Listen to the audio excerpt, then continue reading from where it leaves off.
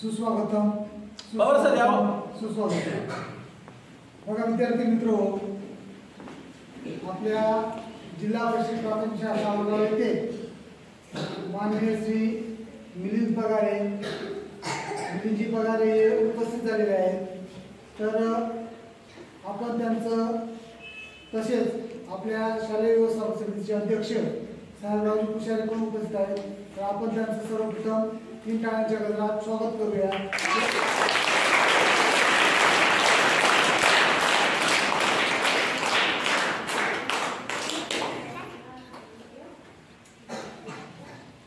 तर माननीय श्री मिलिंदजी पगारे यांच्याबद्दल थोडक्यात सांगायचं झालं ते रिलायन्स मध्ये इंजिनियर होते।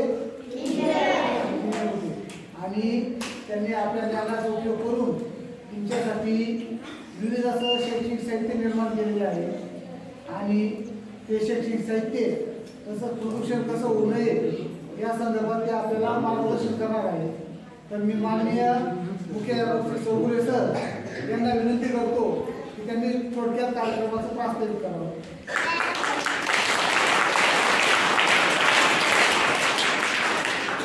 विद्यार्थी मित्रांनो, आज आपल्याकडे तुम्हाला दिवसभर हसून खेळून शिकवण्यासाठी काही महत्त्वाचं मार्गदर्शन करण्यासाठी आपल्याकडे माननीय श्री मिलिंदजी पगारे हे आलेले आहेत। आता त्यांच्याबद्दल मी तुम्हाला थोडक्यात माहिती सांगतो आणि तुम्हाला पण कळेल।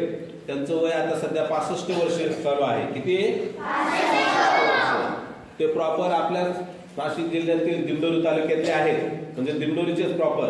पण त्यांचा जन्म वगैरे हे इगतपुरी तालुक्यात झाला आहे आणि इगतपुरी तालुक्यातच ते जिल्हा परिषद प्राथमिक शाळेत शिकलेले आहेत। लक्षात आलं? आणि ते मेकॅनिकल इंजिनियर आहेत आणि ते रिलायन्स कंपनी मध्ये इंजिनियर म्हणून होते गुजरात मध्ये जामनगर या जिल्ह्यात। आणि तिथं ते 2016 साली रिटायर झाले आणि तेव्हापासून त्यांना काम करण्याची आवड आहे। ते कधीही घरी बसून राहत नाही, ते नेहमीच पूर्ण बिझी असतात, त्यांना वेळ अजिबात राहत नाही। आणि ते वेळात वेळ काढून आपल्यासारखे शासकीय आश्रमशाळा, जिल्हा परिषदच्या शाळा, महानगरपालिकेच्या शाळा तिथल्या विद्यार्थ्यांना जेवढं त्यांच्याकडे ज्ञान आहे ज्ञान देण्याचा प्रयत्न करतात। त्यांनी आजपर्यंत जवळजवळ आपल्या भारतातील सर्व राज्यांमध्ये फिरलेले आहेत। आता गाडीमध्ये येतानाच आमची चर्चा झाली की अतिदुर्गम भागात जिथं सायकल पण जाऊ शकत नाही अशा ठिकाणी ते शाळेला जाऊन भेटी दिलेल्या आहेत आणि तिथल्या शिक्षकांना आणि तिथल्या विद्यार्थ्यांना त्यांनी मार्गदर्शन केलेलं आहे। बघा तुमची त्यांच्या आवड, हे सगळं स्वतः बनवलेलं साहित्य आहे। एक रिटायर माणूस, वय वर्ष 65, आणि त्यांचं तुम्हाला आवड सांगतो। आपण दररोज म्हणतो ना प्राणायाम करा, योगा करा, व्यायाम करा, शिकवतो ना। त्यांना त्याची गोष्टीची फार आवड आहे आणि त्यांचं सगळ्यात आवडतं व्यायाम आहे सायकल चालवणे। ते कन्याकुमारी म्हणजे भारताचं शेवटचं टोक, त्या कन्याकुमारी पर्यंत सायकलवर जातात, मुंबई दिल्ली सायकलवर जातात, सगळीकडे सायकलवर फिरतात। आणि आपल्या निफाडला वगैरे तर ते कायमच येत असतात, आठवड्यात एकदा दोनदा। आणि आपल्या नाशिकमध्ये 20-25 किलोमीटरचा परिसर पूर्ण सायकलवर फिरतात, म्हणजे दुसरं वाहन वापरत नाही, सायकलवरच फिरतात। त्यांचा एक मुलगा IT इंजिनियर झालेला आहे, एक मुलगी पंजाब नॅशनल बँकेत मॅनेजर आहे, म्हणजे घरचं सगळं एकदम सेटलमेंट आहे त्यांचं पूर्ण।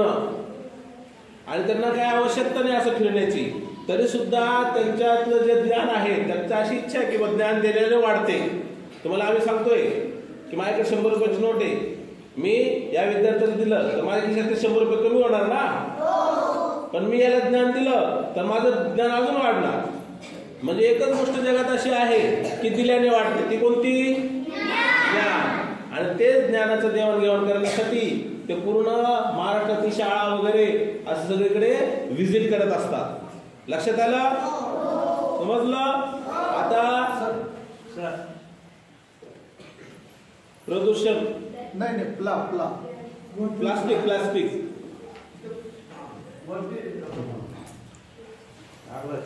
आणि बघा आता आपल्या गावातले सगळे लोक आलेले आहेत आणि ते वर्गात आल्या 3 क्लास म्हणजे 9 टाळ्या व्हायला पाहिजे, त्याच्यानंतर तुम्ही जास्त टाळ्या वाजवल्या आता।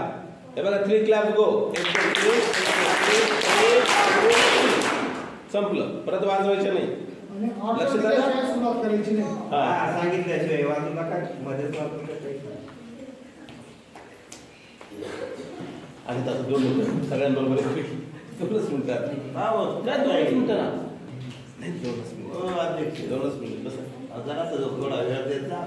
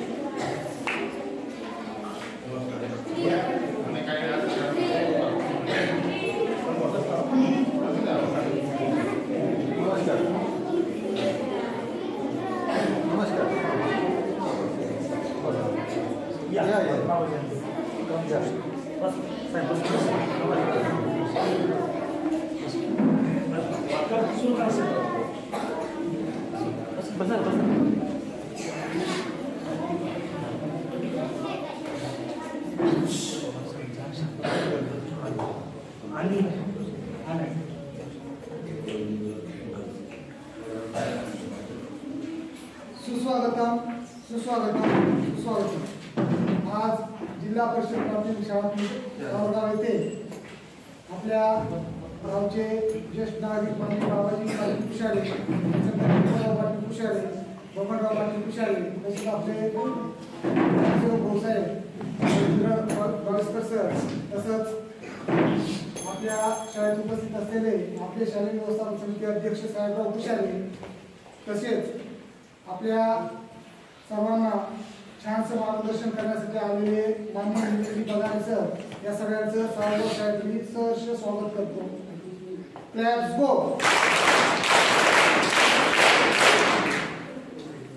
बघा पवार सर शाल. आज आपल्याला आपल्या सावगावच्या शाळेत मार्गदर्शन करण्यासाठी माननीय नितीनजी पगारे उपस्थित आहेत. त्यांच्याबद्दल आपल्याला थोडक्यात माहिती आपल्या शाळेचे मुख्याध्यापक सर अशी त्यांना विनंती करतो. बघा आपल्या शाळेतील सर्व विद्यार्थी मित्रांनो, आपल्याकडे इयत्ता 1ली पासून तर इयत्ता 8वी पर्यंत गणित विषय कसा शिकवला गेला पाहिजे, भाषा विषय कसा शिकवला गेला पाहिजे आणि यासाठी शैक्षणिक साहित्य वापरून ज्या विद्यार्थी एकदम ज्याचा बुद्धिमत्ता अतिशय कमी असेल त्या विद्यार्थ्याला सुद्धा शैक्षणिक साहित्य वापरून कसं शिकवता येतं याचं सर्व शैक्षणिक साहित्य आपले आजचे प्रमुख पाहुणे माननीय श्री मिलिंदजी पगारे यांनी तयार केलेलं आहे. आमचे सगळं साहित्य त्यांनी इथं मांडलेलं आहे. आज दिवसभरामध्ये तुम्हाला अभ्यास कसा करावा, गणित कसे सोडवावे, इंग्लिश कसं बोलायला विद्यार्थी शिकू शकतो, या सगळ्यांबद्दल ते आज आपल्याला मार्गदर्शन करणार आहे. त्याच्याबद्दल मी थोडक्यात तुम्हाला परिचय सांगतो की मिलिंदजी पगारे यांचं मूळ गाव आहे दिंडोरी, पण त्यांचा जन्म वगैरे आणि शाळा वगैरे सगळं इगतपुरी तालुक्यात प्रॉपर इगतपुरीला झालेलं आहे आणि ते स्वतः इगतपुरी तालुक्यातल्या जिल्हा परिषद शाळेत शिकलेले आहेत आणि ते मेकॅनिकल इंजिनियर म्हणून आपल्या भारतातील सर्वात मोठं इंडस्ट्रियल एरिया म्हणजे इंडस्ट्रियल कंपनी रिलायन्स, या रिलायन्स कंपनीमध्ये गुजरातच्या राज्यात जामनगर जिल्ह्यात त्यांनी काम केलेलं आहे आणि 2016 साली ते रिटायर झालेले आहेत आणि तेव्हापासून ते जिल्हा परिषद शाळा, शासकीय आश्रम शाळा आणि महानगरच्या शाळा या शाळेतील राज्यातील प्रत्येक राज्यात भारतामध्ये जेवढे राज्य आहेत 28 राज्य आणि 8 केंद्रशासित प्रदेश या भागात ते फिरतात आणि विद्यार्थ्यांना मार्गदर्शन करतात, तिथल्या शिक्षकांना मार्गदर्शन करतात.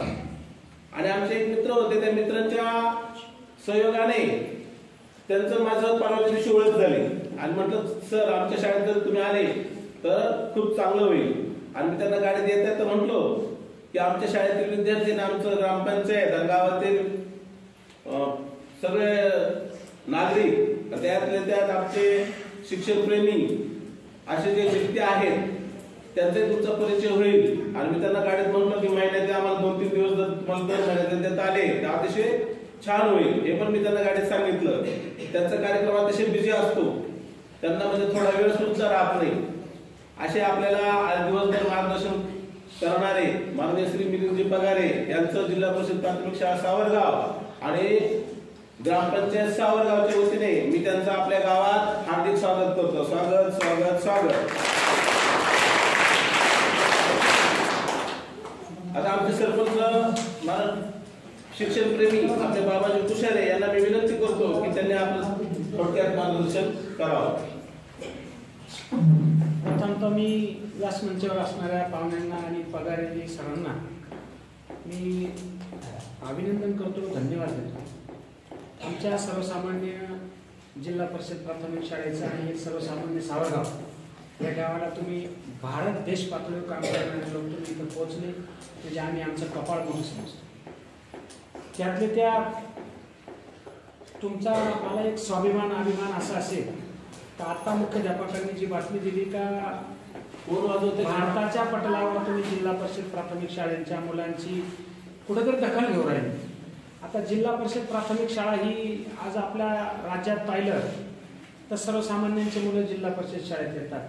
आज दुराग्रह इतका मोठा वाढलेला आहे का शिक्षणाचा बाजार मांडला आम्ही तुम्हाला सांगा तुम्ही ऐका असं काही नाही. परंतु तुमच्यासारखे जर दैवी पुरुष, तुमच्यासारखे मुलं घडवणारे, देश घडवणारे जो लोक तुमची अशी जिल्हा परिषद शाळेकडे लक्ष दिलं तर मला असं वाटतं याचा निश्चितपणे गगनाला भेटल्याशिवाय आपण राहणार नाही. म्हणून मिलिंदजी पगारे सर, तुम्ही जो आजचा काही कार्यक्रम इथं राबवला, आम्ही ग्रामपंचायतमध्ये अतिशय महत्त्वाचा आराखड्याची मिटिंग करत होतो ग्रामसेवकांनी.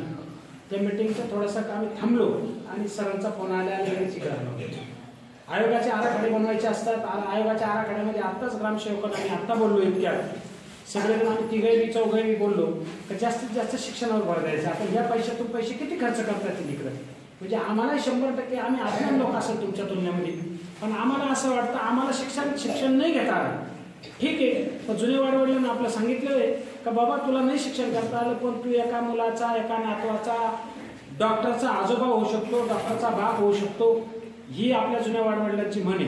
म्हणून आमचे नातू जर इथं शाळेमध्ये असतील तर त्या नातवांचे हा कोणाचा आजोबा आहे तर त्या अमुक अमुक वकिलाचा आजोबा आहे, त्या अमुक अमुक डॉक्टरचा आजोबा आहे, त्या अमुक अमुक मोठ्या एका मंत्र्याचा आजोबा आहे, एका आमदारचा आजोबा आहे. या मुलांचं भवितव्य घडवणारे तुमच्या आमच्यासारखेच लोक आहे. मग त्याचा आजोबा पालक आम्हाला होऊ शकतो. हेच धोरण ठेवून आम्ही काम करतोय. आताच आमच्या बाविस्कर साहेबांनी इतक्यात आमच्या आराखड्यामध्ये गेलं शाळेचे कामकाज काय करायचं. पहिले यांना CCTV दिले पाहिजे, यांना लॅपटॉप दिला पाहिजे, यांना अजून काही दिलं म्हणजे खुर्च्या धरल्या त्यांच्यासाठी काही असे काही कामं आहेत आमच्या पद्धतीने आम्हाला जेवढं पकडतील तेवढं आम्ही पकडण्याचा प्रयत्न. परंतु मार्गदर्शन आणि मुलाची गुणवत्ता विज्ञानाची जर वाढवायची असेल तर तुमच्यासारखे ज्ञानी लोकांची गरज आहे. आणि ते ज्ञानी लोक म्हणून दुसरी शोकांती काय मिलिंदजी सर का जिल्हा परिषद शाळेचं चुकून अजिबात लक्ष नाही आहे शिक्षकांना. 2-4 लोक 5 लोक काम करतात इथं. 1 ते 8 वर्ग आहे. आम्ही भांडून झगडून म्हणजे प्रेमाचं भांडण काही लढाई नाही करायचं, प्रेमाचं भांडण. पण शोकांती काय कुठे त्यांचे लक्ष नाही. मग प्रत्येक शाळेला शिक्षक पाहिजे, प्रत्येक शाळेला पदवीधर पाहिजे, प्रत्येक शाळेला मुख्याध्यापक पाहिजे, प्रत्येक शाळेला उपशिक्षक पाहिजे, हे पुढाऱ्यांचं लक्षच नाही. आम्ही आता काल परवा सुद्धा कुठेतरी शिक्षणाधिकाऱ्यांशी बोललो, सगळं बोललो, पण तुमच्यासारख्या सुद्धा ह्या प्रत्यक्षात पाहणी हा तुमचा पाहणी दौरा आहे. मी म्हणतो अभ्यास दौऱ्यापेक्षा पाहणी दौरा म्हणतो. या पाहणी दौऱ्यामधून तुमच्यासारख्या सुद्धा कुठेतरी लेटर खरडलं पाहिजे. आम्ही 4-8 दिवसापूर्वी आमच्याकडे पूर्व शिक्षण मंत्रीकडे मुंबईला बसलो, त्यांच्या PA बसलो, त्याचे फोटो माझ्याकडे मोबाईलमध्ये. त्यांना शोकांतिका सांगितली, काही शिक्षकांना सांगितले, तुमचे पृथ्वीराज बाबा इथे मला भेटले, तुम्ही मोठे लोक आहे.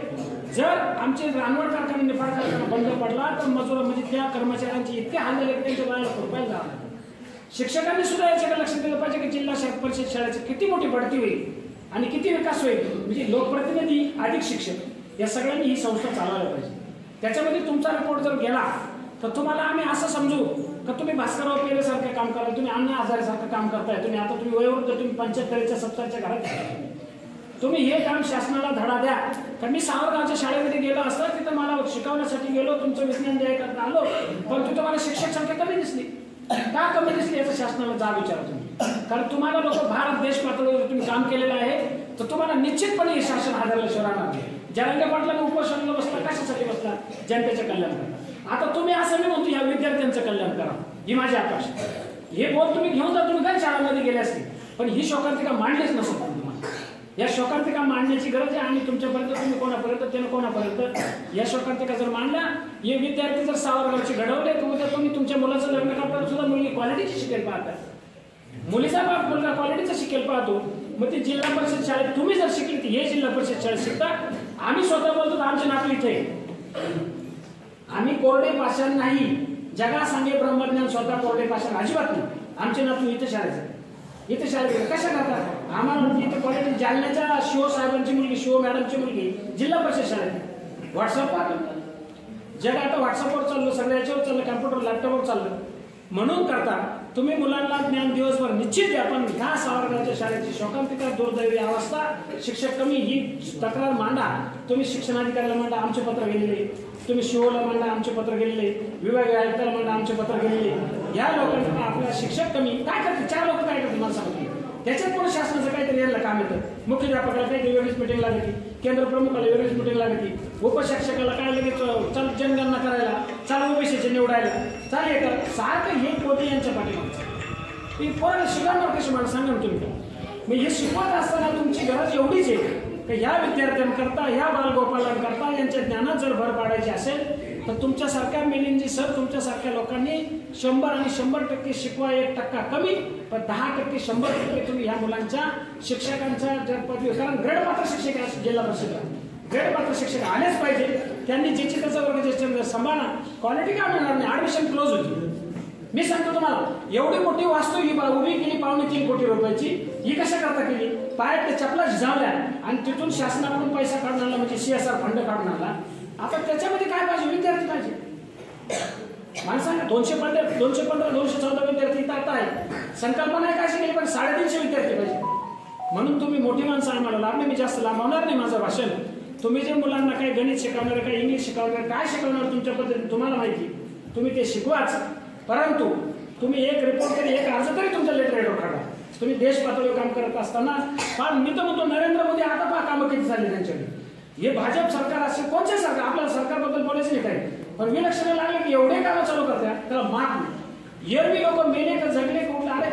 हे गाव ग्रामीण भाग, शहराकडे लक्ष भरपूर, ग्रामीण भागाकडे लक्ष नाही. मिलिंदजी सर, तुमच्या याच्यावर काय असेल तुम्ही सांगा आम्हाला. ग्रामीण भागात सरकारचं लक्ष अजिबात नाही. मला सांगा, मी कौतुक करणार नाही, वस्तुस्थिती मांडेल. आमच्या पवार सरांनी सारे प्लास्टिक प्रदूषणच्या जनजागृती अक्षर पाहा तुम्ही कसे. अरे क्वालिटीचे लोक आहे, ग्रेडपात्र लोक आहे. आमच्या ग्रामसेवक 1 नंबर ग्रेडपात्र आहे. चुकून कुठं जायचं, रस्त्यानं जायचं. का चुकून जायचं कुठं? रस्त्याने माणूस गेला का त्याचं नाव निघतं, हे ध्यानात ठेवा. म्हणून या शासनाला तुम्ही तुमच्या लेटरवर पत्र लिहा. मी या शाळेची शोकांतिका, शाळेची प्रगती 100%.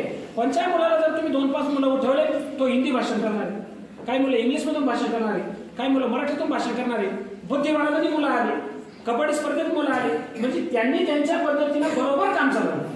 पण कमी लोक असलो 50-100 मुलं म्हणजे मेंढराचा प्रकार आहे. ही सांभाळणं सोपी गोष्ट नाही. घरात 4 माणसं शाळेला आटपते नाही, यांना एवढे पोरं आठवायचे. हे शासनाला जाग आणली पाहिजे, जाब विचारला पाहिजे. तुमच्यासारखे लोक जर असतील तर तुमच्या पाठीमागे आम्ही निश्चित आहे. तुम्हाला लोक भेटतील वरची आणि आम्ही हाही मागे बदल करायला.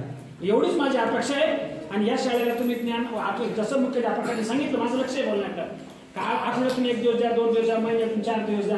हे जर अशा आमच्या शाळेत दिले तर माझी मुख्यमंत्री शाळा, मुख्यमंत्री माझी शाळा या न्यायाखाली आपण कुठेतरी वाटचाल घोडदौड करण्याच्या पाठीमागे आहेच. ही मी अपेक्षा करतो तुमच्यासारख्याकडून. तुमच्या चरणाशी नतमस्तक होतो. आम्हाला ह्या शिक्षणाकरता जेवढे देणारे लोक मिळतील त्यांच्याकडे आम्ही ओटी निश्चित पसरलीच आहे. म्हणून तुम्ही या शाळेकडे लक्ष देऊन 100% इथं कुठेतरी आपण तुमचा सन्मान निश्चित होईल. मुख्यमंत्री माझी शाळा या विकासाकडं, या बक्षिसाकडं, या न्यायाकडे महाराष्ट्रात आपण जिल्हा पातळीवर गेलो, महाराष्ट्रात कसं जायचं त्याच्यात तुमचा जर सिंहाचा वाटा असला तर मला असं वाटतं आमचे सगळे शिक्षक 100 आणि 100% काम करण्यास आजच नाही तर कितीतरी दिवसापासून एवढा प्रयत्न चालू आहे, एवढा खटाटोप चालू आहे. त्यांना कुठल्याही नाव ठेवण्याचं, पण त्यांच्या हाताखाली माणसं जे पाहिजे, माणसं ही शोकांतिका आहे. म्हणून तुम्ही आले. मी सावरगाव ग्रामपंचायतीच्या वतीने, सावरगाव सोसायटीच्या वतीने तुमचा अतिशय हार्दिक आभार मानतो, धन्यवाद देतो. असेच आमच्याकडे येत चालत राहाल अशी मी अपेक्षा व्यक्त करतो. थांबतो. जय हरी, जय महाराष्ट्र.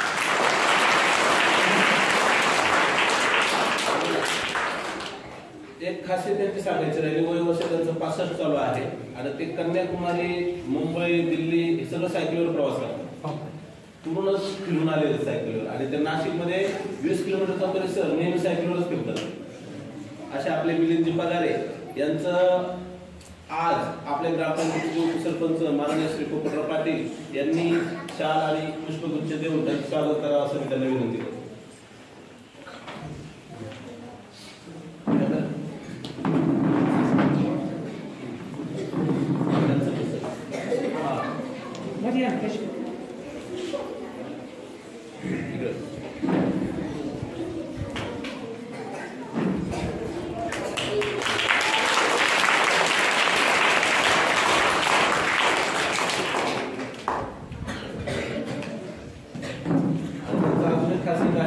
स्वतःचा लॅपटॉप, एलसीडी प्रोजेक्टर पडद्यावर शिकवणाऱ्या सगळं त्यांच्याकडे साहित्य असतं. 2 बॅग भरून आणले त्यांनी, त्या अतिशय जड आहे.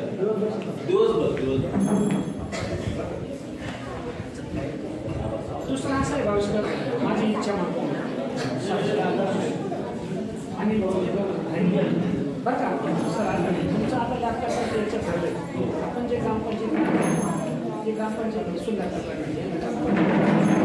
स्वतः लॅपटॉप चालवतो, त्यांना लॅपटॉपपासून अडचण आहे. आपलं काम चालू आहे.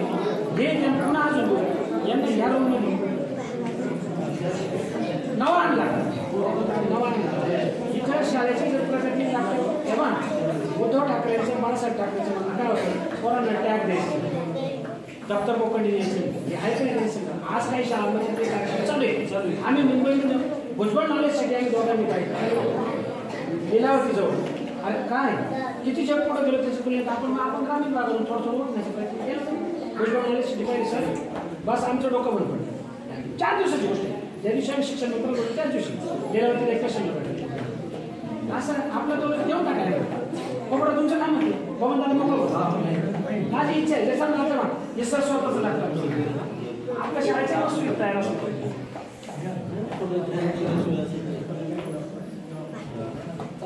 काय बोला ना. 2 मिनिटं मी माननीय मिलिंदजी पगारे सरांना विनंती करतो की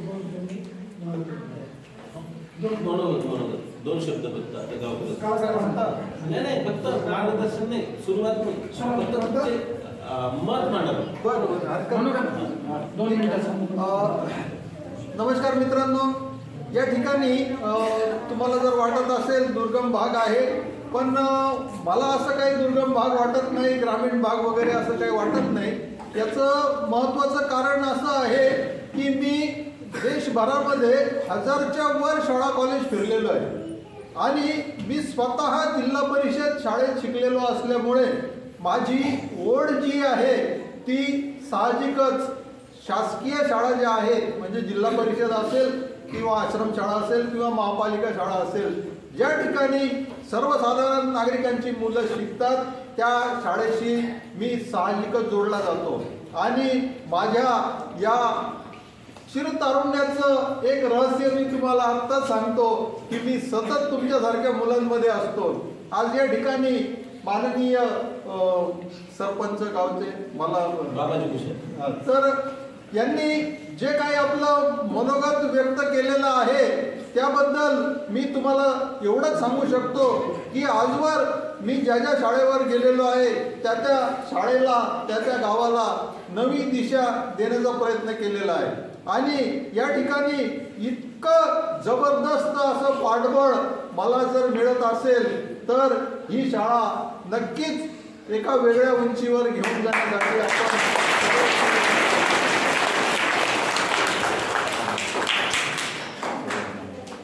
आजच्या छोटेखानी कार्यक्रमासाठी माननीय बाबाजी पाटील कुशाले, बबनराव कुशाले, पोपटराव पाटील कुशाले, तसेच बाळूशकर भाऊसाहेब, आता अनिलजी कुशाले, सर्व ग्रामस्थ उपस्थित राहिले त्याबद्दल आपल्या जिल्हा परिषद शाळा सार्वजनिकच्या वतीने मी त्यांचे मनपूर्वक आभार मानतो आणि छोटेखानी कार्यक्रम समाप्त करतो.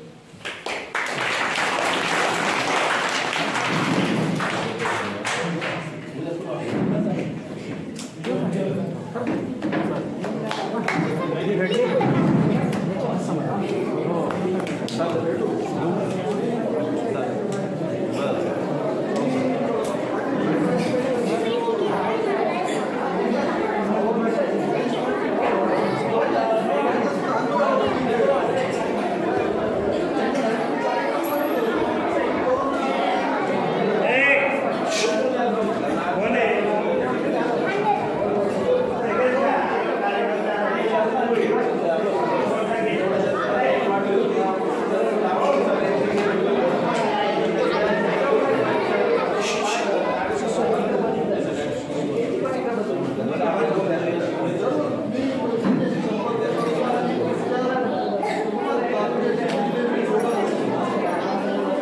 सरक माग बस बस बस बस बोल नका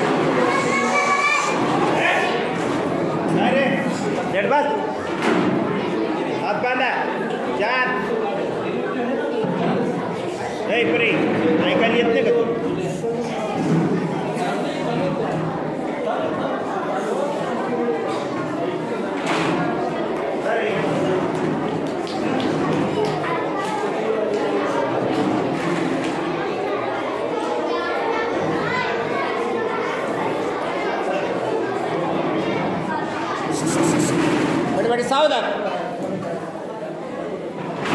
एकदम ताट बसायचं मांडी घाल बेटा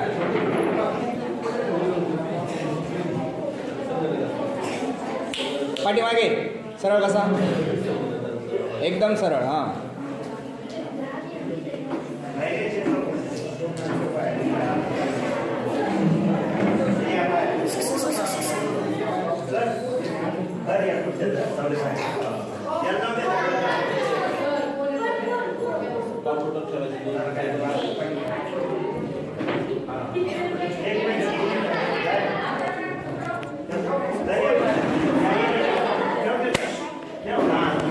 फोन कोणाचा आहे हा माझं चालू आहे फोन नाही फोन येतो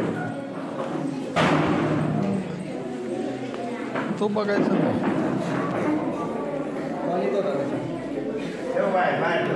आता आपलं चालू होईल दिवसभराचा कार्यक्रम आणि आता जर शांत पूर्ण शांत ठेवलं का म्हणजे जर काय मिळतील आपल्याकडं तुम्ही जर गडबड होऊन जर केलं तर येणार नाही पुढे सरकडे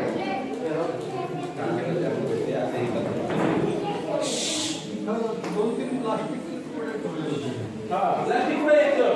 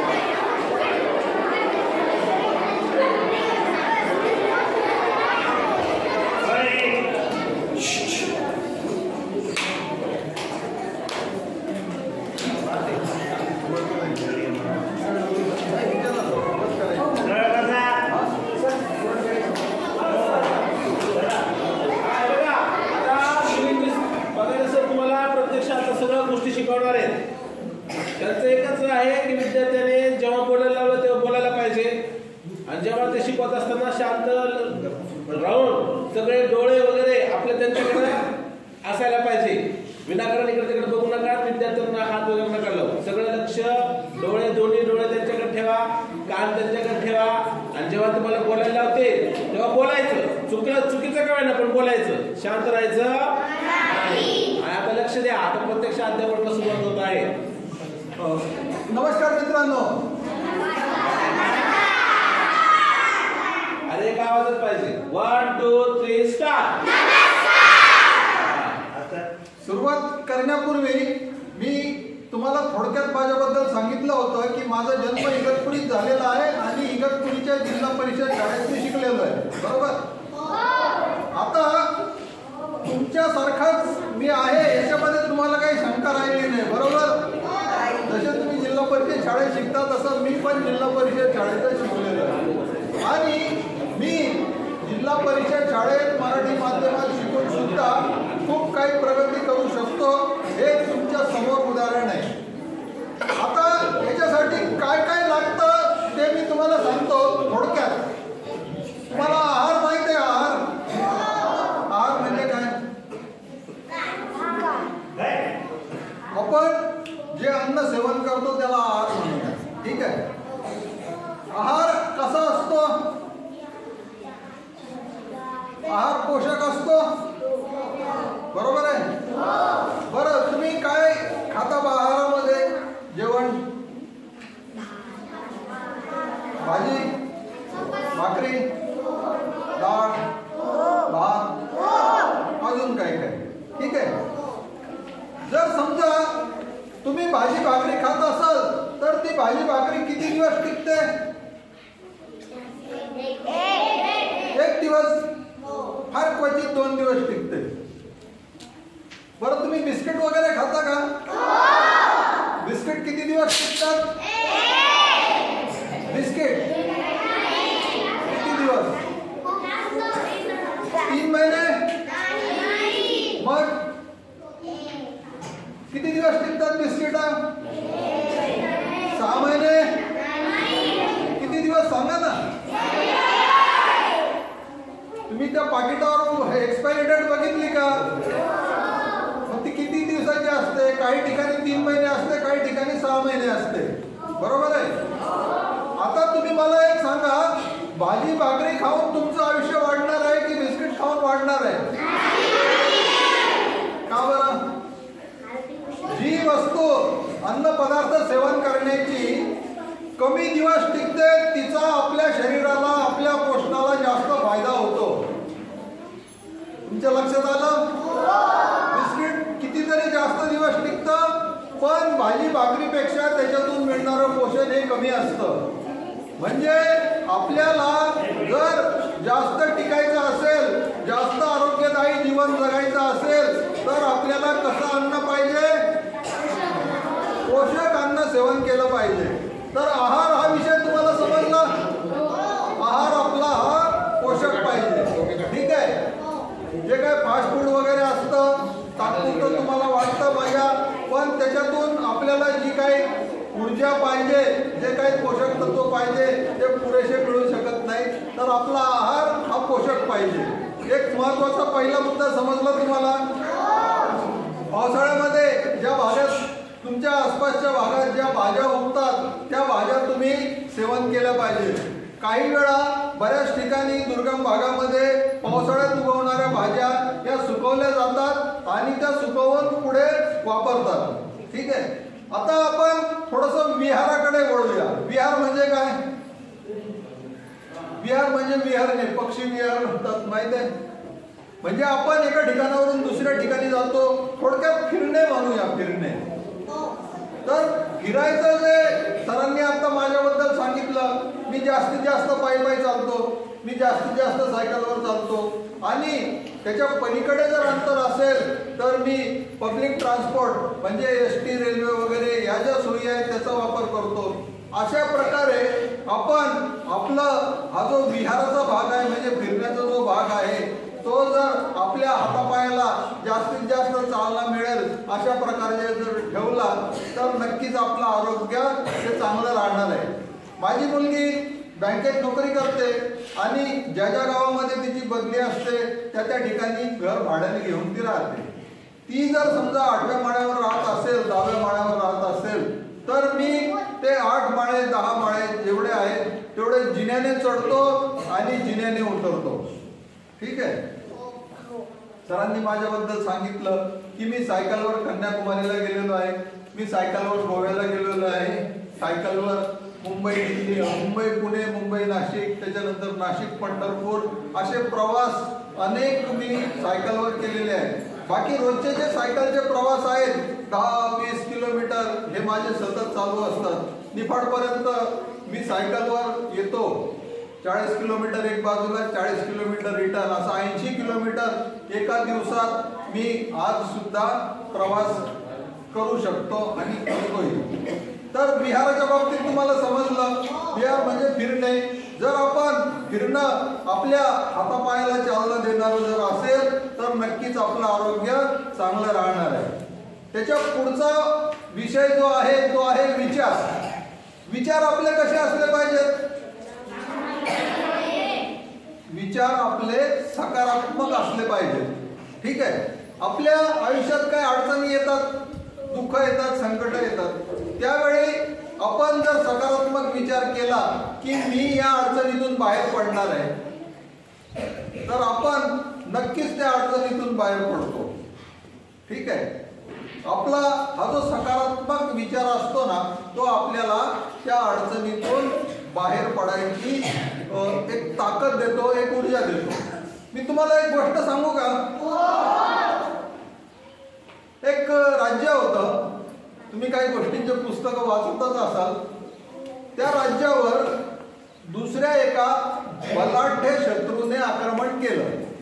ठीक आहे, आता हे जे राज्य आहे हे कमजोर राज्य आहे आणि इथले जे सैनिक आहेत त्यांना भीती वाटू लागली की आता हा एवढा बलाढ्य राजा आहे, बलाढ्य सैन्य आहे, याला आपण कसं तोंड देऊ?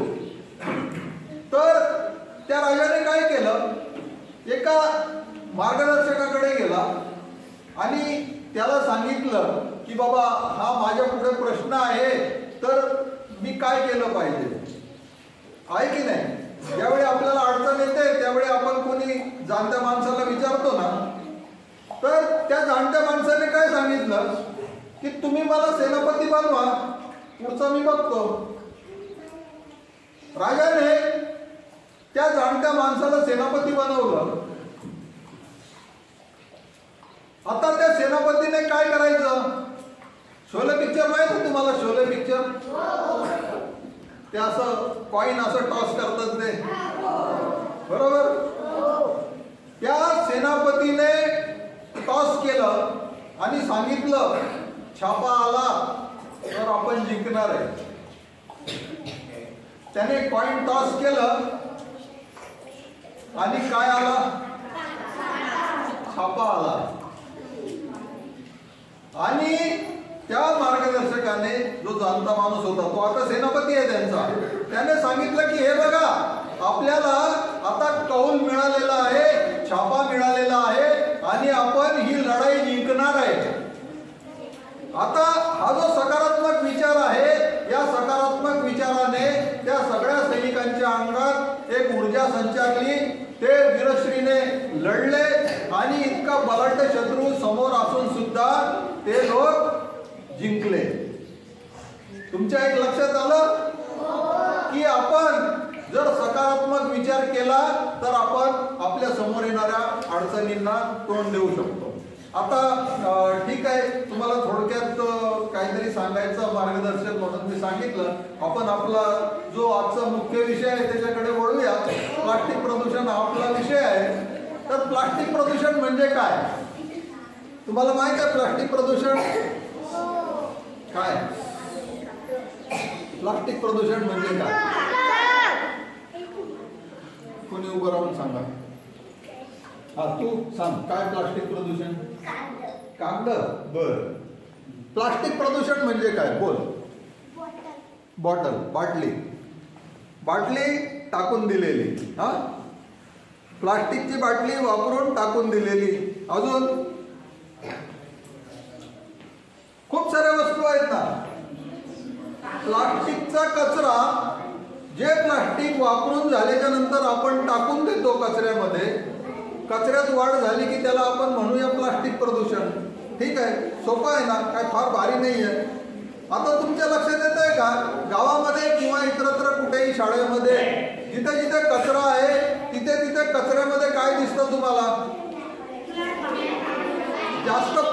जास्त प्लास्टिक दिसतं।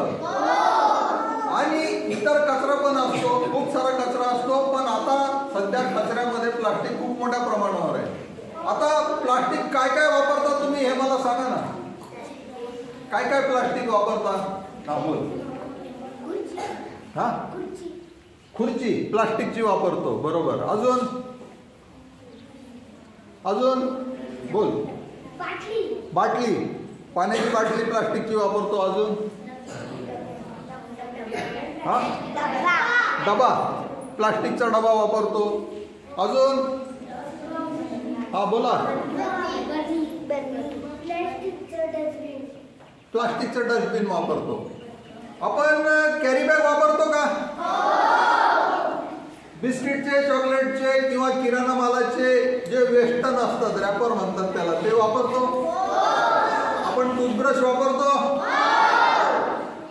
बादली, मग हे सुद्धा वापरतो. बरं, आता तुमच्या लक्षात आला, अंदाज आला की आपण खूप साऱ्या वस्तू या प्लास्टिकच्या वापरत असतो. वापरतो की नाही? बरं, आता याच्यापैकी काही वस्तू आहेत त्या काही सेकंद वापरतो, काही मिनिट वापरतो, काही तास वापरतो आणि फेकून देतो. अशा काही वस्तू आहेत का?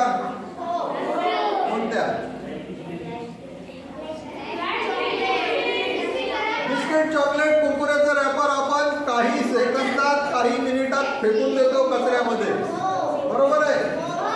डिस्पोजेबल थाळी, प्लेट, ग्लास, चमचा, वाटी वगैरे असेल तर ती काही मिनिटात आपण कचऱ्यामध्ये फेकून देतो. 1 रुपयाचं 2 रुपयाचं तेल, शॅम्पू वगैरे घेतलं, तेल शॅम्पू लावल्याच्या नंतर तो जे पाकिट असतं ते आपण फेकून देतो. अशा खूप साऱ्या गोष्टी आहेत. आता तुम्हाला एक एक अंदाज यायला लागला की प्लास्टिक किती मोठ्या प्रमाणावर वापरतो आपण. बरं, आजारी पडल्यावर डॉक्टरकडे जातो. काय काय तिथे प्लास्टिकचा कचरा तयार होतो सांगा बरं. गोळीचं जे पाकिट असतं प्लास्टिक, तो कचरा झाला. नंतर औषधाच्या बाटल्या असतात त्याचं, इंजेक्शनचं एक पिशवीत येतं, पाकिटात येतं, ती आधीच जाते. नंतर वापरून इंजेक्शन टोचून झाल्यावर इंजेक्शन पण कचऱ्यामध्ये जातं. सलाईन वापरून झाल्यानंतर कचऱ्यामध्ये जातं. अशा खूप साऱ्या गोष्टी आहेत. त्याच्या पुढचा जर इलाज केला आपण ऑपरेशन वगैरेचा तर प्रचंड मोठा कचरा प्लास्टिकचा या मेडिकल म्हणजे इलाज करण्याच्या दरम्यान येतो. बरं, बड्डे करता की नाही तुम्ही? बड्डे, बरं, बड्डे मध्ये काय काय वापर होतो सांगा. उभं राहून सांगा. कोण सांगतं? हा, उभं राहा. चॉकलेटचे रॅपर असतात ते कचऱ्यामध्ये जातात. हा बोल. बरं, चॉकलेटचे रॅपर कचऱ्यामध्ये जातात. हा काय? क्रीम कुठे वापरतात?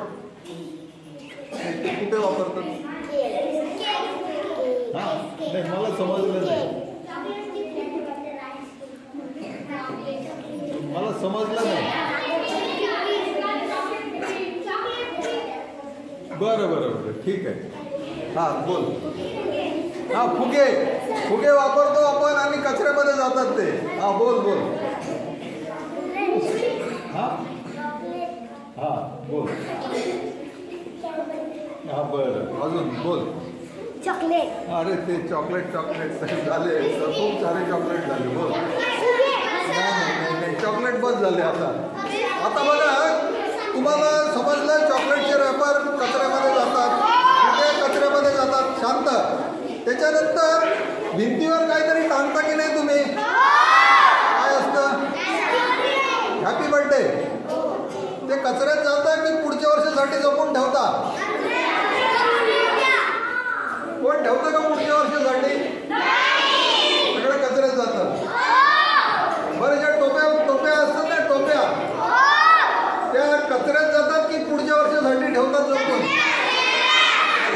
ते मास्क असतो, गॉगल सारखा गॉगल असतो ना, तो पण जपून ठेवतात की कचऱ्यात टाकतात?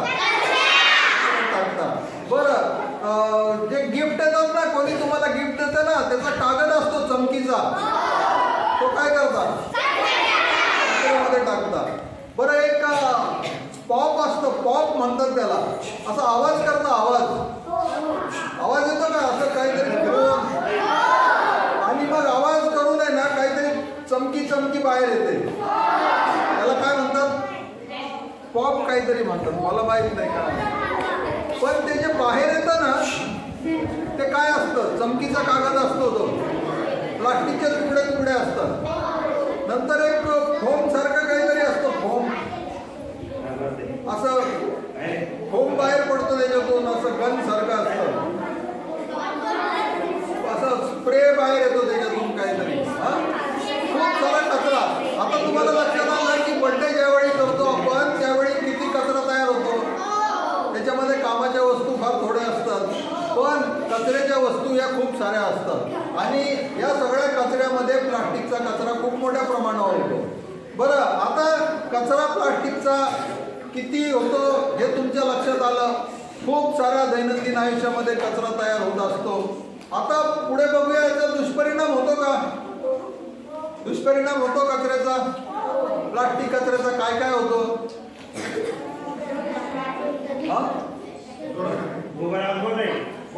प्लास्टिक कचऱ्याचा दुष्परिणाम काय काय होतो.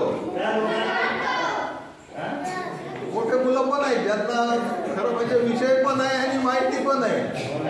विषय आहे ना, बोला ना. प्लास्टिक कचऱ्याचा दुष्परिणाम,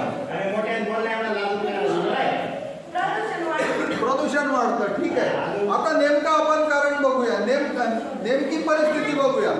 प्लास्टिकची जर कॅरी बॅग आणली आपण, तर या कॅरी बॅग मध्ये आपण काहीतरी उष्ट खरकट अन्न टाकून कचऱ्याच्या ढिगाऱ्यात टाकतो, बरोबर आहे.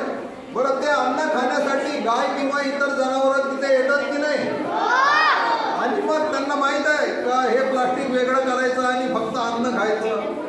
मग ते ज्यावेळी खातात त्यावेळी त्यांच्या पोटामध्ये ही प्लास्टिकची पिशवी पण जाईल, जे अन्न आहे ते पण जाईल. त्याच्यासोबत माती असेल, दगड असेल, खिळा असेल, बिल्ला असेल, काचेचे तुकडे असतील ते पण त्यांच्या पोटामध्ये जातात. ठीक आहे. बरं, प्लास्टिक जर गटारामध्ये गेलं तर काय होतं.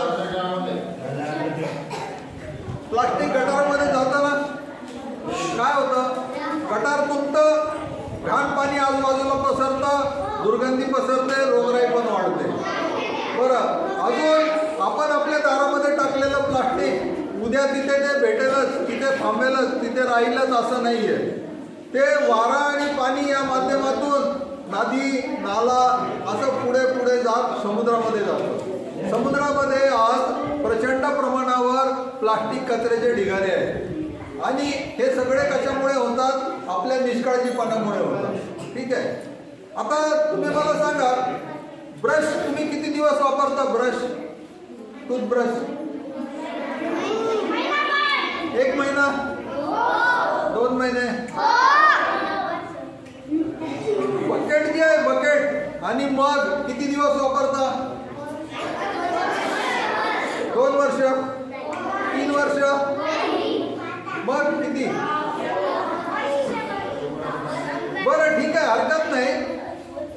आता तुम्हाला ज्यावेळी उपाययोजना मी सांगतो ना त्यावेळी हे पुन्हा एकदा आपण बघूया. तुम्हाला आता प्लास्टिक प्रदूषण काय हे माहीत झालं, प्लास्टिक प्रदूषणाचे दुष्परिणाम माहीत झाले. आता तुम्हाला या प्लास्टिक प्रदूषणावर उपाययोजना करायची का. करायची का. अच्छा, प्लास्टिक प्रदूषणावर उपाययोजना करताना आपल्याला सगळ्यात पहिला जो उपाय आहे त्याला म्हणतात रिफ्यूज. तुम्हाला RAT रॅट माहित आहे का. RAT रॅट माहित आहे. त्याच्यामधला जो R आहे तो पहिला R आपण घेऊया आणि रिफ्यूज हा शब्द आपण बनवणार आहे. रिफ्यूज माहित आहे. रिफ्यूज म्हणजे काय. रिफ्यूज म्हणजे नकार देणे. ठीक आहे. आपण नकार कशाला देणार आहे. सिंगल यूज प्लास्टिकला नकार देणार आहे. खुर्ची प्लास्टिकची आहे, आपण प्लास्टिकला खुर्चीचा नकार देऊ का. नाही. आपण बादली, मग, टूथब्रश याला नकार देऊ का. नाही. आपण जे शक्य आहे आपल्याला ते आपण आता करणार आहे. तर आपण नकार कशाला देणार. सिंगल यूज प्लास्टिकला. सिंगल यूज प्लास्टिक जे आपल्याला टाळणं शक्य आहे ते आपण टाळणार आहे. Refuse single use plastic. Single use प्लास्टिकचे मी उदाहरणं दिले तुम्हाला. माझ्याकडे बऱ्याचशा कापडाच्या पिशव्या आहेत.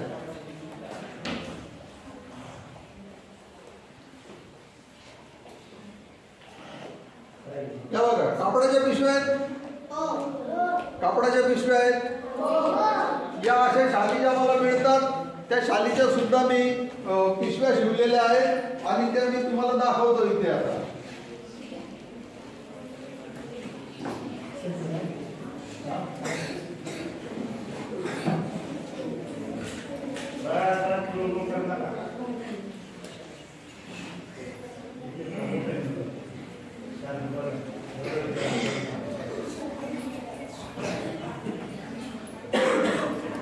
पिशवी बघितले, शालीची बनवलेली आहे.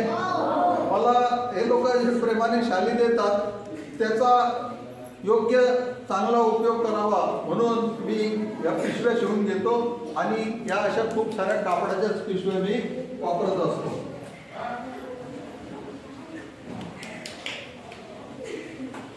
आपण जर अशी कापडाची पिशवी वापरली तर मग आपल्याला या ज्या अशा प्लास्टिकच्या कॅरी बॅग आहेत या वापरायची गरज पडेल का? आणि साहजिकच आपला कचरा कमी होणार आहे. किती सोपा उपाय आपल्याकडे आहे. आता त्याच्या पुढचा जो उपाय आहे ना तो आपण बघूया. पहिला उपाय समजला तुम्हाला? नंतर परत मी विचारलं तर तुम्हाला सांगता यायला पाहिजे. पहिला उपाय आहे रिफ्यूज डिस्पोजेबल, म्हणजे सिंगल यूज प्लास्टिक आहे ते आपण वापरायचं नाही. दुसरा उपाय आहे रिड्यूस म्हणजे काय? रिड्यूसचा अर्थ काय होतो? रिड्यूस माहित आहे का तुम्हाला? रिड्यूस म्हणजे कमी करणे, इन्क्रीज म्हणजे वाढवणे, रिड्यूस म्हणजे कमी करणे. तर दुसरा उपाय जो आहे आपला तो आहे रिड्यूस. आपण कमी करणार आहे. काय कमी करणार आपण? प्लास्टिकचा वापर कमी करणार, प्लास्टिकचा कचरा कमी होईल, प्लास्टिकचे दुष्परिणाम कमी होतील. ठीक आहे, दुसरा उपाय समजला. आपण आता तिसऱ्या उपायाकडे जाऊया. तिसरा उपाय आहे रियूज म्हणजे काय? रियूज सांगा काय? री म्हणजे काय? री म्हणजे पुन्हा, यूज म्हणजे वापरणे. रियूज म्हणजे पुन्हा पुन्हा वापरणे. ब्रश तुम्ही आत्ताच सांगितलं ना काही दिवस वापरता, महिना 2 महिने. ठीक आहे, खुर्ची तुम्ही काही दिवस वापरता, 2-4 वर्ष. बकेट जी आहे आंघोळीची बकेट आणि मग हे तुम्ही काही वर्ष वापरता. ठीक आहे, तुमच्या लक्षात येत आहे? रियूज म्हणजे पुन्हा पुन्हा वापरणे. जी प्लास्टिकची वस्तू आपल्याकडे आहे ती आपण पुन्हा पुन्हा वापरणार आहे. ठीक आहे, बरं कुठपर्यंत वापरायची आता मला सांगा, कोण सांगतं? आपल्याकडे असलेली प्लास्टिकची वस्तू कुठपर्यंत आपण वापरायची? हा, कुठपर्यंत? कोण सांगतं? एखादी प्लास्टिकची वस्तू आपल्याकडे आहे ती आपण कुठपर्यंत वापरणार आहे? निकामी होईपर्यंत वापरणार आहे. बरोबर? समजलं तुम्हाला? 1 महिना 2 महिने असं काही नसतं त्याच्यामध्ये गणित. कारण जर तुमचा ब्रश 1 महिना वापरल्याच्या नंतरही जर चांगला असेल तर तो तुम्ही अजून पुढे वापरणार आहे. बरोबर आहे? जर तुमची बादली आंघोळ करायची पाण्याची बादली जर वर्षाने पण चांगली असेल तर ती तुम्ही अजून वापरणार आहे. 2 वर्ष वापरणार, 3 वर्ष वापरणार. ठीक आहे, म्हणजे तुम्ही ती वस्तू किती दिवस वापरणार आहे? निकामी होईपर्यंत वापरणार आहे. निकामी झाल्याच्या नंतर काय करायचं? हा आपला चौथा उपाय आहे. 3 उपाय आपण समजून घेतले. रिड्यूस, रियूज हे 3 उपाय झाल्याच्या नंतर आपला चौथा उपाय जो आहे तो या निकामी होण्यावर अवलंबून आहे. ठीक आहे, चौथा उपाय आहे आपला रिसायकल. रिसायकल म्हणजे काय? आपल्या बोल सायकल रिसायकल हा जो मी चौथा उपाय सांगितला त्याचा अर्थ काय होतो?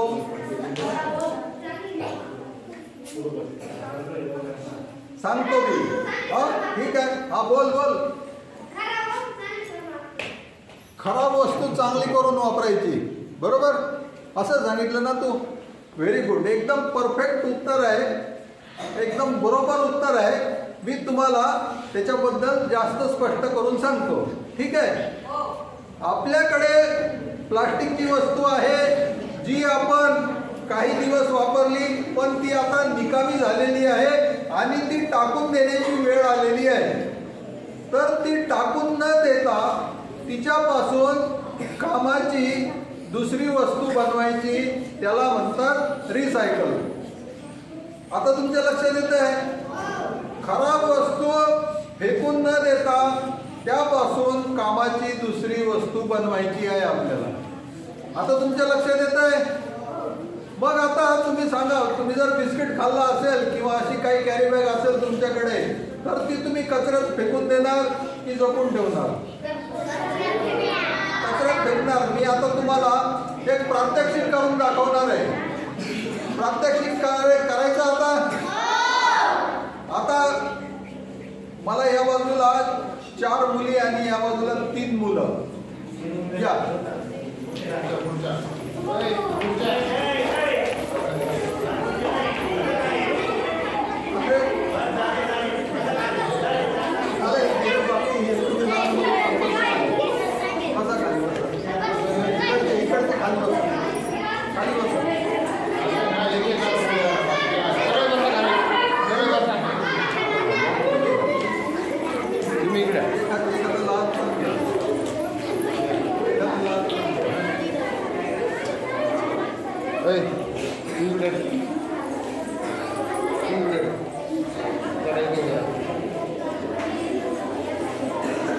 बस बस.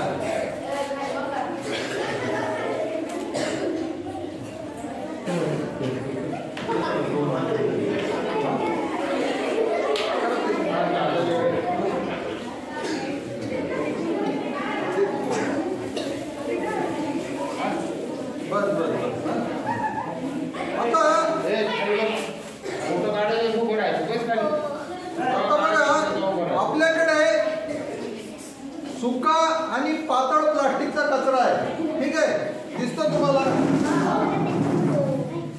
सुका आणि पातळ प्लास्टिकचा कचरा आहे. कॅरी बॅग असेल त्याच्यामध्ये किराणा मालाचं जे काही प्लास्टिक येतं आपल्या घरामध्ये, धान्य आपण भरतो, डाळ तांदूळ असेल किंवा जे काय असेल किराणा माल आणतो ना, ते खूप सारं प्लास्टिकमध्ये येतं. साबण पण प्लास्टिकमध्ये येतो. बिस्किटचं चॉकलेटचं रॅपर असेल तर ते आपण फेकून न देता थोडा वेळ जपून ठेवायचं आहे. आणि ते जपून ठेवल्याच्या नंतर आपण काय करणार आहे, सारख्या आकाराच्या 7 प्लास्टिकच्या बाटल्या आपण घेणार आहे. तुम्हाला दिसतात सारख्या आकाराच्या 7 प्लास्टिकच्या बाटल्या दिसल्या?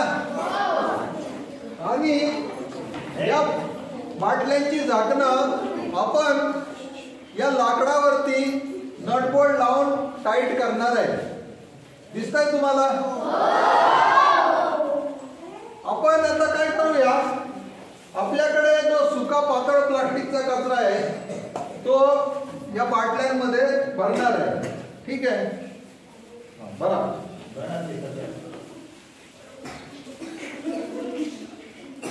भरला? भरला? किती वेळ लागला? 1 मिनिट सुद्धा नाही लागलं. मेहनत किती लागली? काहीच मेहनत नाही लागली. काही इकडचा डोंगर तिकडे केला, सगळ्यांचं झालं. आता बघा, तुमच्या मित्रांनी त्यांच्याकडे जो काही पातळ प्लास्टिकचा कचरा होता तो या बाटल्यांमध्ये दाबून दाबून भरलेला आहे. ठीक आहे, आणि किती वेळेत भरला? कमीत कमी वेळेत. ठीक आहे, किती मेहनत लागली? काहीच नाही मेहनत लागली. म्हणजे बिगर मेहनतीचं आणि अगदी कमीत कमी वेळेचं हे काम आहे. आणि प्रत्येकाला हे करता येणं शक्य बाटल्यांमध्ये भरला दाबून दाबून. सुका आणि पातळ प्लास्टिक कचरा एवढं लक्षात ठेवा. आता आपण या झाकणावर या बाटल्या झाकणावरती घट्ट करणार आहे. करा सुरुवात करा. ताकद नाही लावायची, ताकद नाही, एकदम हे का ना ते बॅटरीचं लाईट बंद ताकद कर. लाव लाव हिरवं नाही करायचं.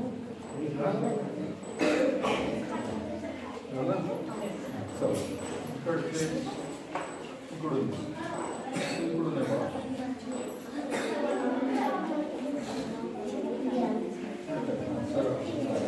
बरोबर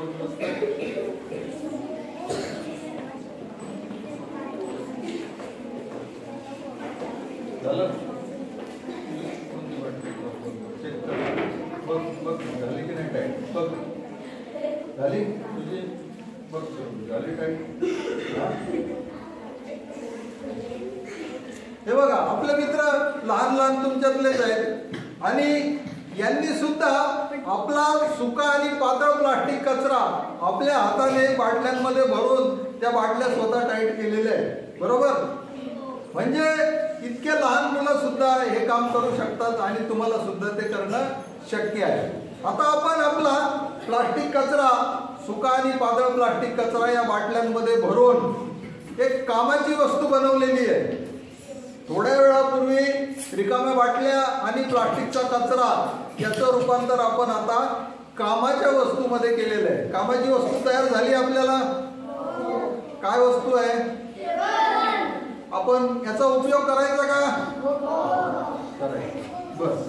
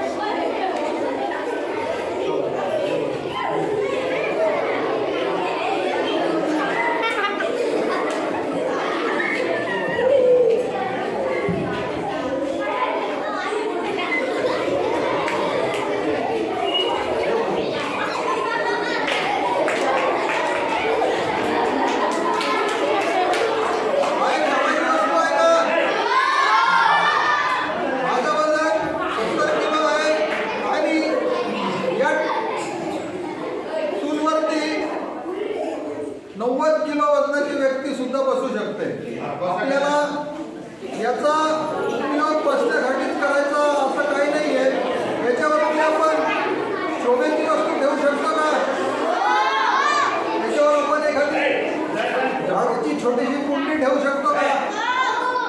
एखादी मूर्ती असेल किंवा काही आपल्या आवडीचं जे वस्तू असेल ते आपण याच्यावरती ठेवू शकतो. अशी कामाची वस्तू आपण बनवलेली आहे. टाकाऊमधून टिकाऊ अशी ही वस्तू आपण बनवलेली आहे.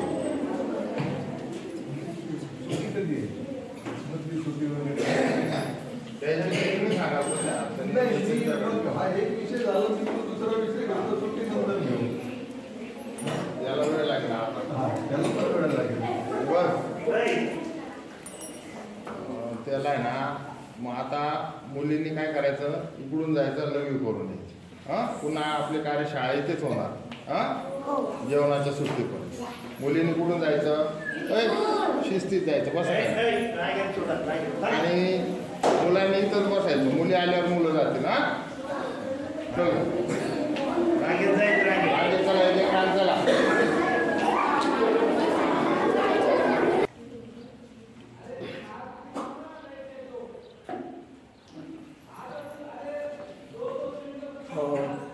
थोड्याच्या सुट्टीनंतर आपण आता पुन्हा चालू करूया.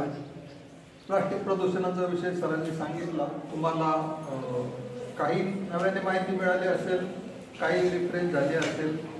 आपण या माहितीचा उपयोग करून आपल्या आयुष्यातून प्लास्टिक प्रदूषण कमी कसं करता येईल हे इथून पुढे बघणार आहोत.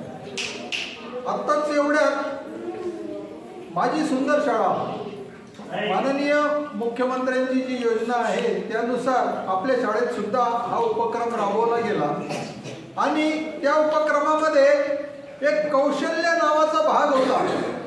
कौशल्य माहिती आहे तुम्हाला? कौशल्य कौशल्य काय असतं? कोण सांगतं कौशल्य? स्किल माहित आहे तुम्हाला? मुली भाकरी चपाती करता का? गोल येते का? येते?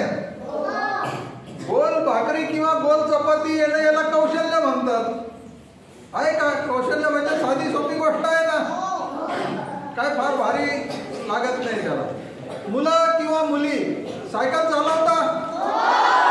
सायकल चालवणं हे सुद्धा कौशल्य आहे. चांगलं लिहिणं, चांगलं वाचणं, चांगलं बोलणं, भाषण करणं, गायन करणं, रांगोळी काढणं, चित्र काढणं, या सगळ्या गोष्टी कौशल्याच्या आहेत. ठीक आहे. आता आपण कौशल्याचा काही नमुना बघूया. या ठिकाणी तुम्हाला काही दिसतं का? काय आहे? लहान मुलांना गिरवण्याचा सराव करण्यासाठी ही कोरलेली अक्षर आहेत. आता लक्षात आलं तुमच्या? याच्यामध्ये पेन्सिल किंवा पेनाचं टोक फिरवायचं आणि लिहिण्याचा सराव आपल्याला याच्यामधून करता येईल. आता कौशल्याचं सांगण्याचं महत्त्वाचं कारण असं की उद्या तुम्हाला काही नोकरी धंदा किंवा काय तुमच्या आवडीचं जे आहे ते करायचंच आहे. तुमच्या घरामध्ये काही किरकोळ बांधकाम सिमेंटचं विटाचं काही करायचं आहे. तुमच्या गावामध्ये 4 कारागीर आहेत, ABCD. तुम्ही कोणत्या कारागिराला बोलवाल? A कारागिराला बोलवाल. का बरं? तुम्ही A कारागिराला का बोलवाल? त्याचं कौशल्य चांगलं आहे. बरोबर आहे. उद्या तुम्ही अशाच प्रकारे काहीतरी काम धंदा करणार आहे, काहीतरी कला शिकणार आहे, काहीतरी त्याच्यावरती तुम्ही उपजीविका करणार आहे. बरोबर आहे. मग त्यावेळी दुसऱ्या एखाद्या व्यक्तीने तुम्हाला जर बोलवावं असं तुम्हाला वाटत असेल तर तुमच्याकडे जे कौशल्य आहे ते कसं असलं पाहिजे? A class. बरोबर. ABCD मग सांगितलं ना मी. म्हणजे तुम्हाला या कौशल्याचं महत्त्व आतापासून लक्षात यायला हरकत नाही. हे मी हाताने करून बनवलेलं आहे. दिसतंय तुम्हाला? लहान मुलांना याचा उपयोग होऊ शकतो गिरवण्यासाठी, सराव करण्याचा. या ठिकाणी तुम्हाला काय दिसतंय? काय म्हणतात त्याला? हा तक्ता आहे. याच्यामध्ये काना, मात्रा, उकार, वेलांटी. ठीक आहे. मात्राचा तक्ता आहे. आता याचा उपयोग आपण कशासाठी करणार आहे? 14 खडी शिकण्यासाठी आपण उपयोग करणार आहे. बरं, पहिलीचं कोण आहे का? पहिलीचं हे कोणतं अक्षर आहे? क. बरं, पहिल्या घरात ठेव क. या पहिल्या घरात ठेव. हे पहिलं घर आहे ना, पहिल्या घरात ठेव. आता काय झालं? क. हा, पुढच्या घरात जा. आता याला घेऊन जा. हा, आता काय झालं? कला, काना, का. हा, पुढच्या घरात जा. कला पहिली वेलांटी की, बोल. हा, आता इथे कला दुसरी वेलांटी की. पुढे जा. कु. पुढे पुढे. Very good. पुढे. Very good. Very good. को. हा हा, बोल. को. पुढे कौ. पुढे कम. कहा. आणि पुढे पुढे काय? क्रू. ठीक आहे. Very good. तुझं नाव काय? दुर्वा. दुर्वा मॅडमने आज आपल्याला क ची 14 खडी शिकवली. जरा मॅडम साठी टाळ्या वाजवा. आता हा जो तक्ता आहे याच्यामध्ये तुम्हाला वाटेल की र आपण चालू शकतो, र रा री री. बरोबर आहे. पण इथे आला तर काय होईल? चालणार नाही. मग हे जे 2 अक्षर आहेत ना त्याच्यासाठी मी हा दुसरा रूप बनवलेला आहे. ठीक आहे.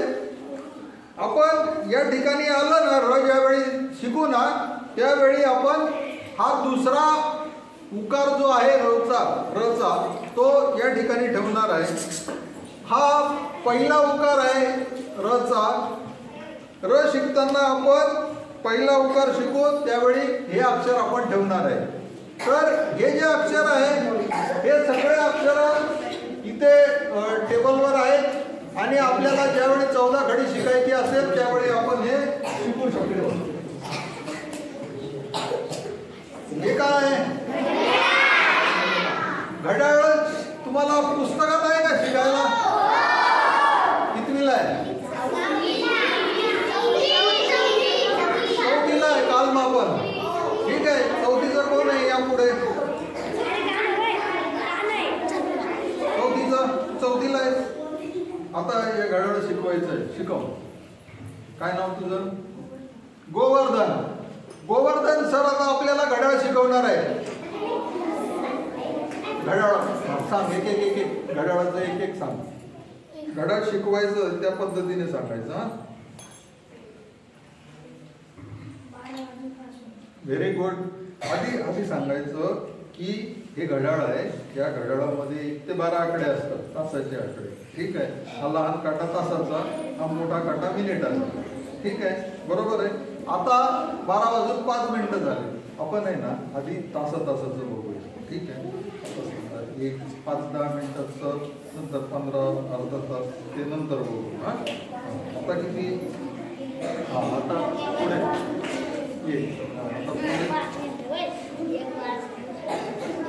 बरं सगळ्यांना दिसतोय का किती वाजले आता?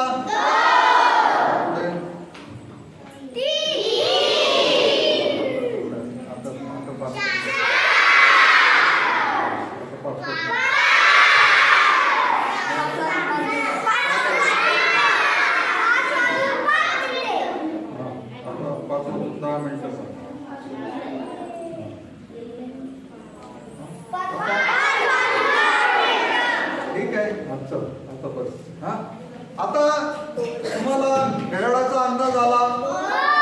ही वस्तू सुद्धा मी हाताने बनवलेली आहे. सुंदर आहे वस्तू.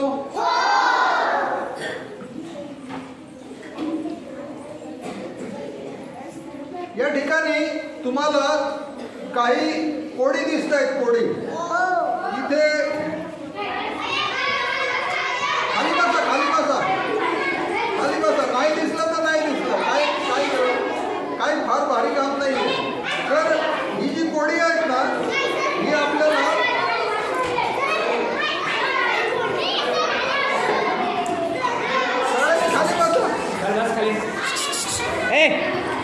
खाली बस. हाताची गाडी.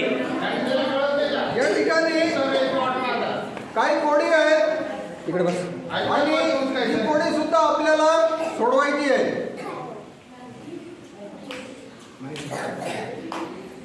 कोडी सोडवल्याच्या नंतर तुमची बुद्धी तल्लख होणार आहे की नाही? मेंदूला खुराक म्हणतात तसं. हे 11 चौरस आहेत आणि हे या फ्रेम मध्ये बसवायचे आहेत. हे सुद्धा आपल्याला आपल्या बुद्धी कौशल्याचा वापर करून थोडं सोडवायचं आहे. या ठिकाणी तुम्हाला एक शैक्षणिक साहित्य दिसतंय. इथे काही त्रिकोण आहेत, काही चौरस आहेत. याच्यामधून आपण अ अधिक ब चा वर्ग शिकू शकतो. अ वजा ब चा वर्ग शिकू शकतो. अ वर्ग अधिक ब वर्ग बरोबर क वर्ग हे सुद्धा आपण शिकू शकतो. आता या ठिकाणी तुम्हाला काय दिसतं? 4 त्रिकोण आहेत आणि एक चौरस आहे. चौरसाचं नाव काय आहे? क वर्ग आहे. क दिसतोय का तुम्हाला? सी आहे ना. सी म्हणजे क वर्ग. आता मी जर समजा हा क वर्ग बाजूला काढला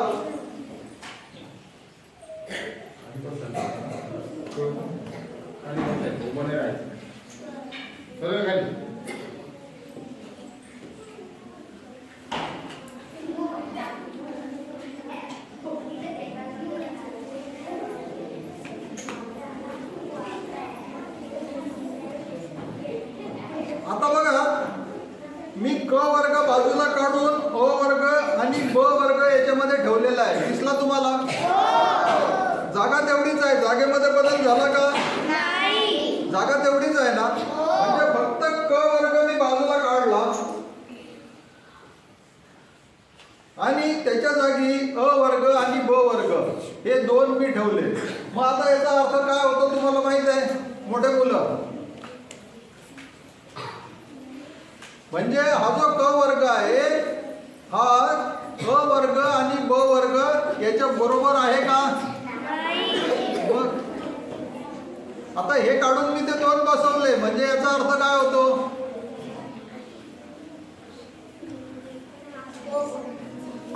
तुमच्या लक्षात येत आहे का?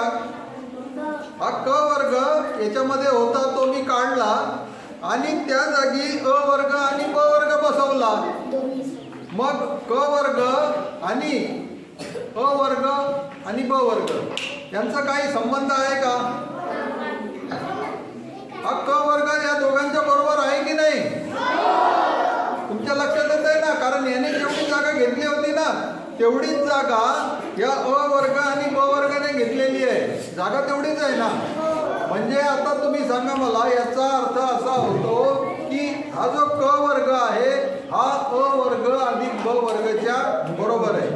याला पायथागोरस सिद्धांत म्हणतात आणि ते आपल्याला पुढे पुढे नंतर शिकायचंच आहे. ठीक आहे. मी तुम्हाला प्रत्यक्ष जे मॉडेल आहे या मॉडेलच्या साहाय्याने काय काय वस्तू काय काय घटक आपल्याला शिकता येतील हे एक उदाहरण म्हणून मी दाखवतोय. या ठिकाणी बेरीज वजाबाकी गुणाकार भागाकार आहे. साधं सोपं आहे. कुणाला येते बेरीज वजाबाकी? इथे येतं कोणी सोडवायला? ये ये ये ये ना तू येतेस ये.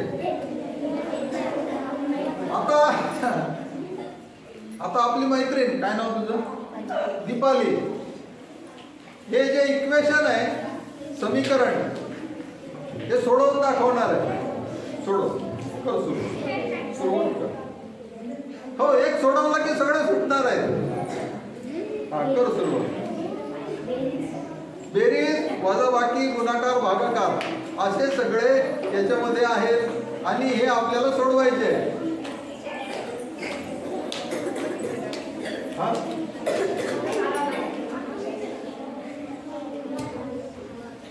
बरं याच्यासाठी मी तुम्हाला एक छोटासा हिंट ज्याला म्हणता येईल.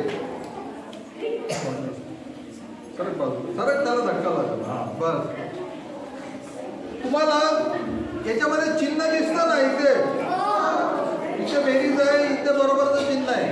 हे पहिल्या घरात असतं का कधी? शेवटच्या घरात असतं का कधी? म्हणजे पहिल्या घरात सगळे आकडे असतील शेवटच्या घरात सगळे आकडे असतील.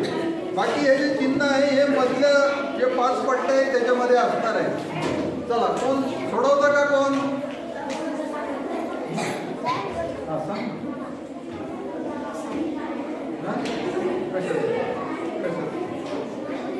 नाही सॉल्व द इक्वेशन म्हणजे काय आहे की हे जे समीकरण हे सोडवायचं आहे. एक पट्टी लावली ना की सगळे उत्तर बरोबर येणार आहे. बरं मी आता सोडवून दाखवतो तुम्हाला. ठीक आहे. हे समीकरण मी सोडवून दाखवतो. थोडंसं लक्ष द्या तुम्ही. तुम्हाला मी आता सांगितलं की पहिल्या घरामध्ये आणि शेवटच्या घरामध्ये तुम्हाला हे चिन्ह दिसणार नाहीये. मग या शेवटच्या घरात याच्यातलं काय दिसणार आहे तुम्हाला?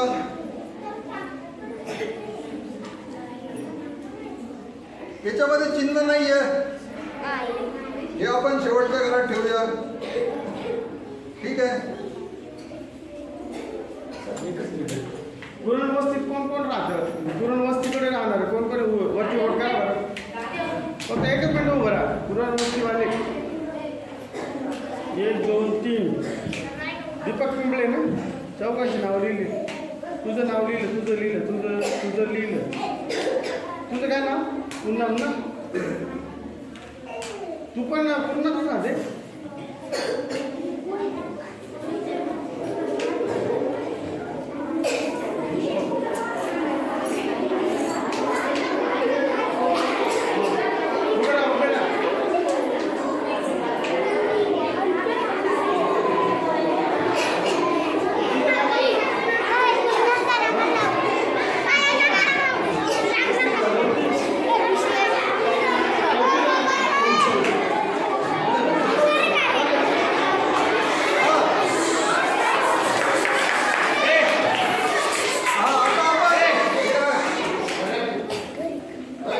ठीक आहे.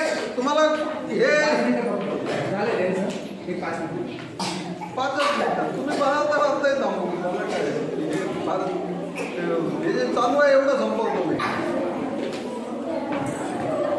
आता बघा आपल्याला पहिली आणि शेवटची पट्टी आपण ठेवलेली आहे.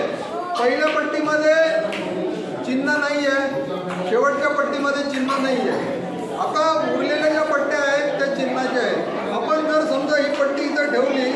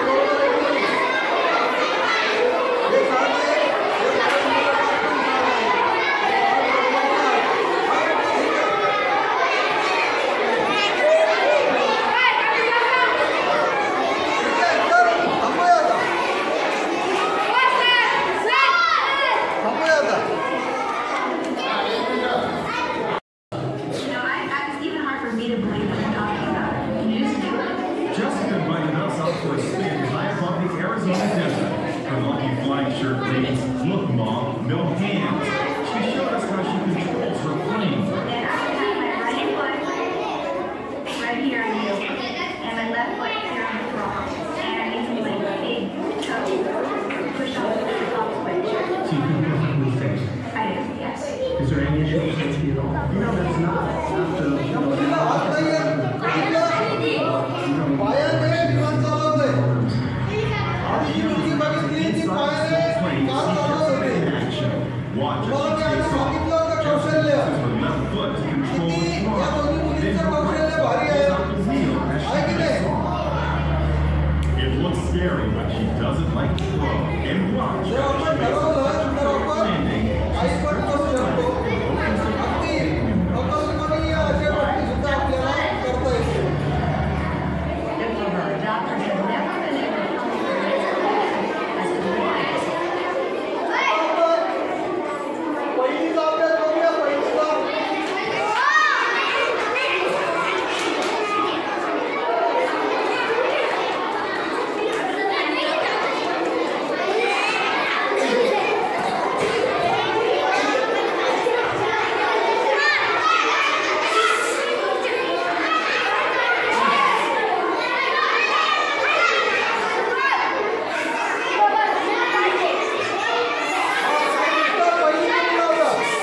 पहिलीचा सगळ्यांनी शांत बसा. पहिलीच्या मुलं किती आहेत?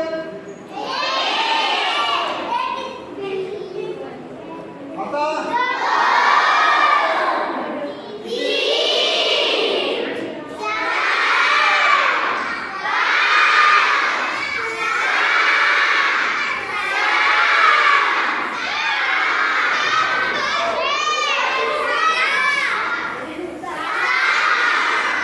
इथे येऊन कोण मोजून दाखवतं मला पहिलीचा मुलगा? पहिलीचा पहिली पहिली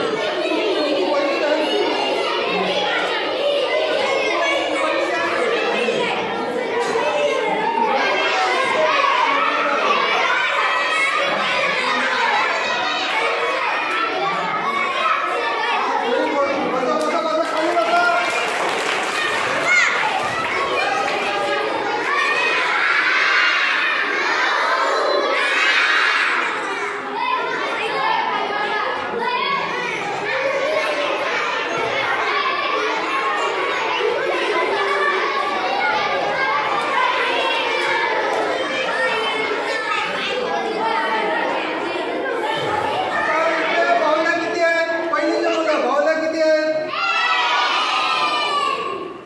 एक बावली आहे. मग याच्यापैकी एक आकडा कोणता आहे? लहान मुलं पहिलीचे. हा पहिलीच आहे. एक आकडा कोणता आहे? Very good.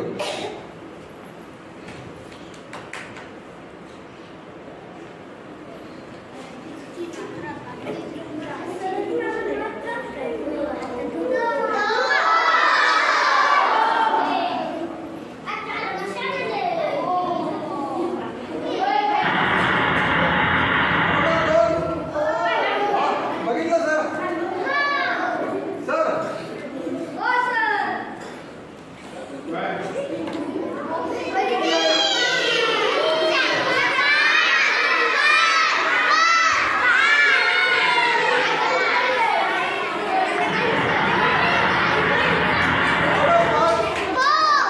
खाली बसा.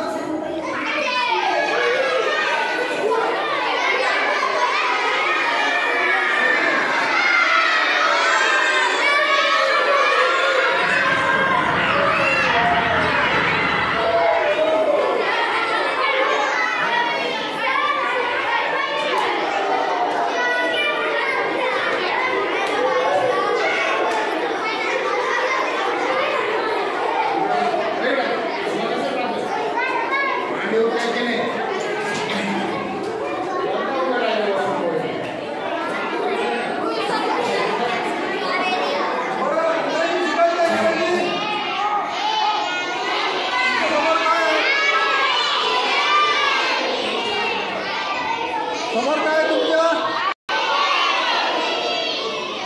चित्र कशाचं आहे? ॲपलचं स्पेलिंग कोण सांगतं?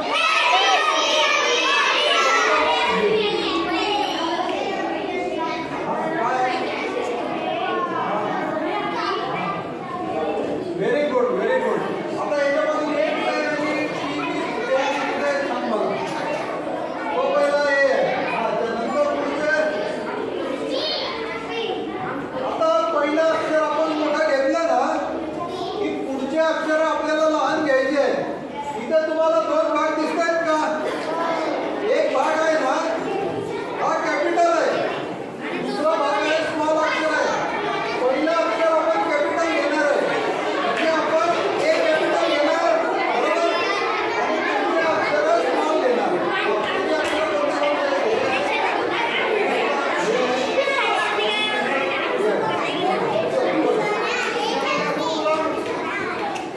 हा पहिलं अक्षर ए बरोबर आलं का? दुसरं अक्षर पी बरोबर आलं? पुढचं बरोबर आहे?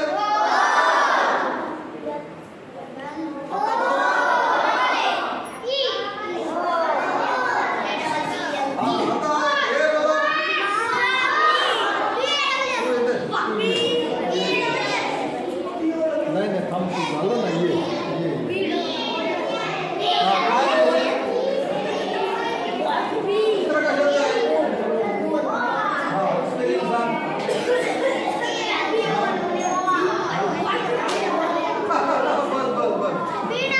बस कोण सांगता अजून?